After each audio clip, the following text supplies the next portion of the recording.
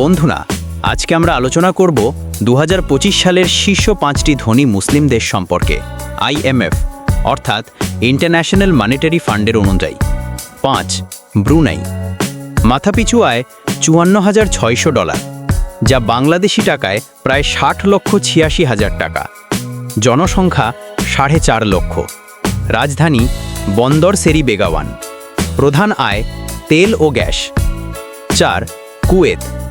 মাথাপিছু আয় $58,400, যা বাংলাদেশি টাকায় প্রায় 65,16,000 টাকা। জনসংখ্যা 43 লক্ষ। রাজধানী কুয়েত সিটি। প্রধান আয় তেল। 3. সৌদি আরব। মাথাপিছু আয় $65,000, যা বাংলাদেশি টাকায় প্রায় 72,45,000 টাকা।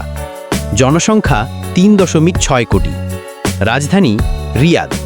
প্রধান আয় তেল ও পর্যটন। 2. সংযুক্ত আরব আমিরাত। মাথাপিছু আয় $78,250, যা বাংলাদেশি টাকায় প্রায় 87,13,000 টাকা। জনসংখ্যা 1.05 কোটি। রাজধানী আবুধাবি। প্রধান আয় তেল ও বাণিজ্য। 1. কাতার। মাথাপিছু আয় $85,300, যা বাংলাদেশি টাকায় প্রায় 95,07,000 টাকা। জনসংখ্যা 29 লক্ষ। রাজধানী দোহা। প্রধান আয় প্রাকৃতিক গ্যাস। ডলার টাকা রেট $1 = 111.